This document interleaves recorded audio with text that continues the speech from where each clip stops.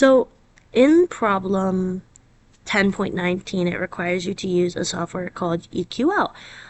Or you could use NASA's CEA code online.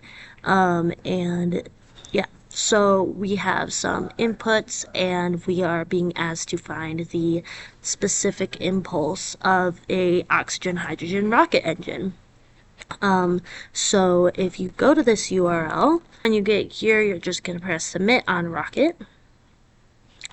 And then you're going to want to put the pressure values in. So we only have one pressure value, and this is asking for the chamber pressure. So we are told in the problem that it is 100 atmospheres. So we're going to put 100 as our first value that we're iterating over, because we only have one value. So you have to press accept, and then let's see. Now we need to know the fuel type. So it tells us it's an oxygen-hydrogen rocket.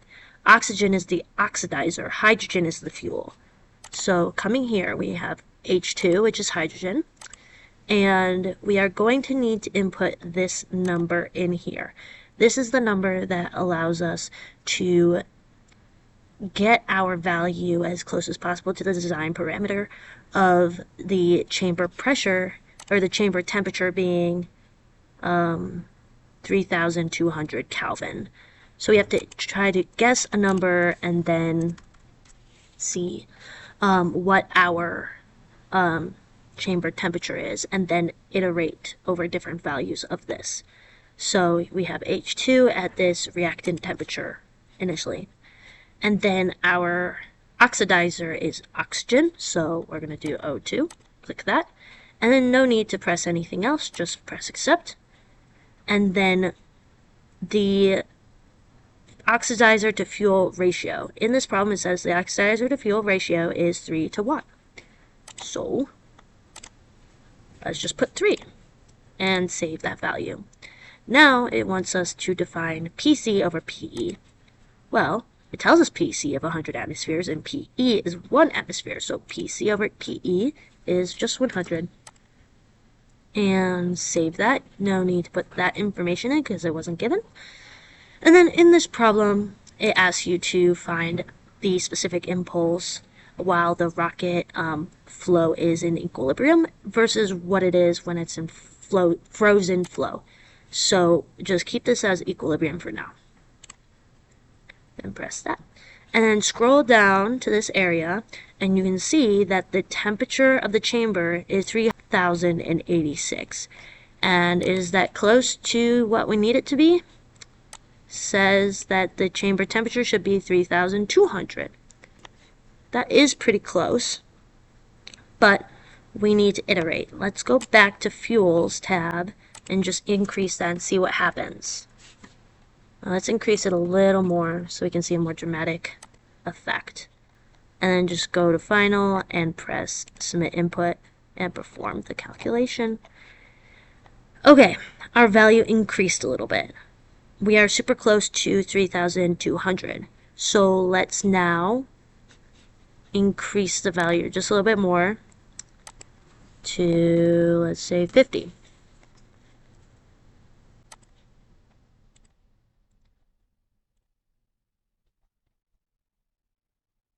Okay, we're a little bit too high.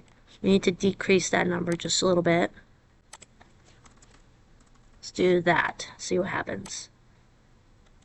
And submit. Perfect. Right on the money. Now we can see that the specific impulse is given in meters per second at the throat and the exit.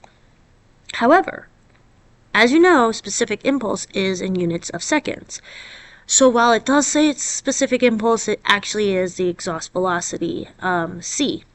So you can use c, the capital C, and solve for the specific impulse, because the specific impulse is c over the value of gravity at sea level, so g naught. So just divide this number at the exit by 9.81 meters per second, and that gives you the specific impulse. Now, let's go back and find what it would be if the flow was frozen and not in equilibrium. So frozen flow is just like when the flow is moving too fast for the species to combust and for the chemicals to recombine, releasing heat and increasing temperature and thus kinetic energy and thus specific impulse.